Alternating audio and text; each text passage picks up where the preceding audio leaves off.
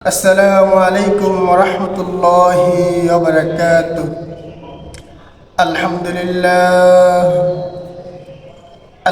لله وكفى وسلام على عباده اصطفى. أما بعد فأعوذ بالله من الشيطان الرجيم. بسم الله الرحمن الرحيم.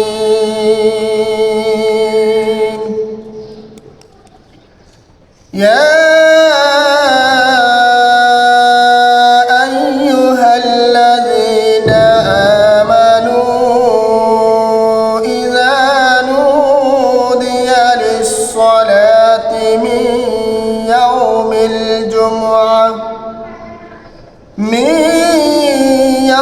الجمعة فاسعوا إلى ذكر الله وذروا البيع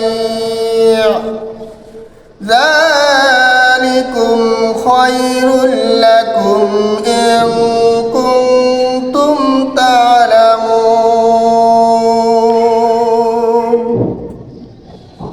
وقال تعالى في شانه حبيبه: إنما الأعمال بالنية. আল্লাহ পাকের বান্দা জনাবে রাসূল সাল্লাল্লাহু আলাইহি সাল্লামের প্রিয় উম্মতগণ, আল্লাহ সুবহানাহু ওয়া তাআলা আমাদেরকে দীর্ঘ 11টি মাস পর আমাদের মাঝে রহমতের রমজান মাস নাজিল করেছেন। এই রমজান মাস আমাদের আত্মশুদ্ধির মাস, এই রমজান মাস আমাদের পরিবর্তনের মাস। এই রমজান মাস আমরা কিভাবে নিজেকে পরিবর্তন করে আল্লাহওয়ালা হতে পারবো, আমরা কিভাবে আল্লাহর দ্বীন দুনিয়াতে প্রচারণা করতে পারবো, আমরা কিভাবে আল্লাহর গুণগান হাসিল করতে পারবো, এই মাস আল্লাহ তাআলা আমাদের মাঝে উপস্থিত করে দিয়েছেন, যাতে করে আমরা আমাদের জীবনের গুনাহখাতা মাফ করে নিতে পারি। এই মাসটি আমাদের জন্য বরকতময় একটি মাস দিয়েছেন। বিভিন্ন নবীদের মাঝে এমন বরকতময় মাস ছিল না। আমরা যেহেতু শেষ নবীর উম্মত, শ্রেষ্ঠ নবীর শ্রেষ্ঠ উম্মত হিসাবে আল্লাহ সুবহানাহু ওয়া তাআলা আমাদেরকে এই মাসটি শ্রেষ্ঠ মাস আমাদের মাঝে নাজিল করে দিয়েছেন। এই রমজান মাস আমরা বেশি বেশি নফল ইবাদত করব এবং 30টি রোজা রাখার চেষ্টা করব।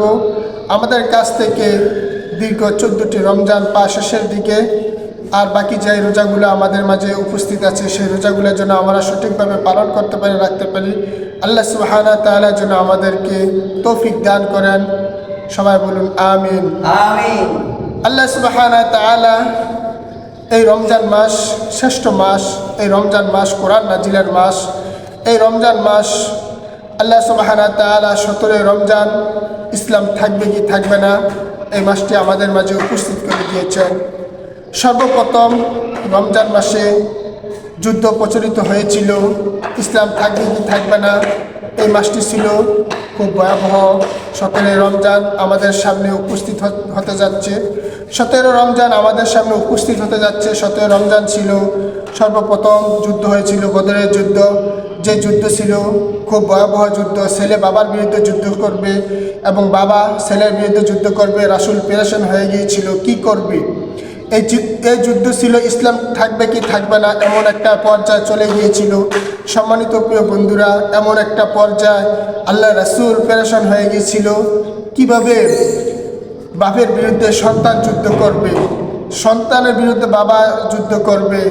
তখন সাহাবায়ে কেরাম বলেছিল, হে আল্লাহ রাসূল, আপনি চিন্তিত হবেন না, আমার সামনে যদি আমার বাবাও আসে তারপর কিন্তু আমি ইসলামের খাতিরে আল্লাহকে পাওয়ার জন্য আমি আমার বাবাকে কতল করতে আমি পিছপা হব না। ঠিক তেমনিভাবে পিতারাও বলেছিল, আমার সন্তানও যদি আমার সামনে এসে হাজির হয়ে যায় যারা ঈমান আনে নাই, তারাও যদি আমার সামনে এসে হাজির হয়ে যায়, আমি তাদেরকে কতল করতে পিছপা হব না। তখন রাসূল সাল্লাল্লাহু আলাইহি সাল্লাম একটু শান্ত হয়েছিলেন। হে প্রিয় বন্ধুরা, হে আমার সম্মানিত কন্টেন্ট ক্রিয়েটর বন্ধুরা, যারা যেখান থেকে আমার ভিডিওগুলো দেখছেন শুনছেন, অবশ্যই বেশি বেশি আল্লাহ তাআলার ইবাদত বন্দেগী করুন। এই রমজান মাসে আমরা পরিবর্তন করার সময়, এই রমজান মাস যদি নিজেকে পরিবর্তন না করতে পারি, তাহলে আমাদের মতো হতভাগা এই পৃথিবীর জমিনে কে হতে পারে। রাসূল আকরাম সাল্লাল্লাহু আলাইহি সাল্লাম আমাদেরকে বলে দিয়ে গেছেন, যে ব্যক্তি রমজান মাস পেয়েও তার জীবনের গুনাহখাতা ক্ষমা করতে পারলো না, আল্লাহ তাআলার কাছে মাপ চেয়ে নিতে পারলো না, তার মতন হতভাগা এই পৃথিবীর জমিনে কে হতে পারে। রাসূল সাল্লাল্লাহু আলাইহি সাল্লাম তাদেরকে ধ্বংস হওয়ার জন্য বলে দিয়েছেন। আমাদের সমাজে অনেক মানুষ দেখা যায় রাস্তাঘাটে দোকানপাটে বসে চা খায়, আড্ডা দেয় এবং পর্দা টাঙিয়ে তারা চার হোস্টেলে বসে বসে খুব সুন্দর মনোবুল আকারে তারা খাওয়া দাওয়া করছে। একবার চিন্তা করছে না যে আল্লাহ রব্বুল আলামিন আপনাকে আমাকে সৃষ্টি করছেন, তাকে ভয় না করে মানুষকে আমি কেন ভয় করব। মানুষকে ভয় করে দোকানপাটে পর্দা দিয়ে খাওয়া দাওয়া করছে।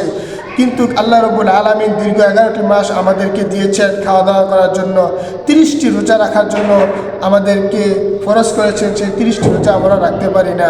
আমাদের মতন আফসোস, আমাদের মতন হতভাগা আর কে হতে পারে। আসুন আমরা, আপনি রোজা রেখে মিথ্যা কথা বলুন। আপনি যদি রোজা রাখেন, মিথ্যা কথা বললে মিথ্যা হলো সমস্ত পাপের মূল। আপনি রোজা রেখে মিথ্যা কথা বলেন, আপনার এই রোজা কখনো কাজে আসবে না। যদি আপনি তওবা না করে আল্লাহ তাআলার কাছে খাস দিলে যদি আপনি তওবা না করতে পারেন, তওবা না করে যদি আপনি মারা যান, তাহলে এই রোজা, এই নামাজ, এই সদকা আপনার কোনো কাজে আসবে না। তাই বন্ধুরা বলি, আপনি রোজা রেখেছেন, আপনি সদা সর্বদা তাসবিহ তাহলিল নিয়ে ব্যস্ত থাকুন, কাজকর্ম করুন। কাজকর্ম করা অবস্থাও আপনি আল্লাহর ইবাদত বন্দেগী করতে পারেন। আপনি কাজ করতে আসেন, কাজের ফাঁকে ফাঁকে আস্তাগফিরুল্লাহ, সুবহানাল্লাহ বেশি বেশি পাঠ করতে পারেন, বা আপনি যে সূরাগুলো পারেন সেই সূরা তেলাওয়াত করতে পারেন, কোরআন তেলাওয়াত করতে পারেন। কাজের ফাঁকে ফাঁকে ছোটো ছোটো আমল আছে, এই আমলগুলো করতে পারেন। সম্মানিত প্রিয় বন্ধুরা, এতক্ষণ যা কিছু বললাম এর মধ্যে যদি কোনো ভুল হয়ে থাকে নিজগুলো ক্ষমা করে দেবেন। আল্লাহ সুবহানাহু ওয়া তাআলা যেন আমাদের সবাইকে সঠিক বুঝ দান করেন এবং আমল করার তৌফিক দান করেন। সবাই বলি আমিন। আখিরে দাওয়ানা আনিল হামদুলিল্লাহি রাব্বিল আলামিন। আসসালামু আলাইকুম ওয়া রাহমাতুল্লাহি ওয়া বারাকাতুহু।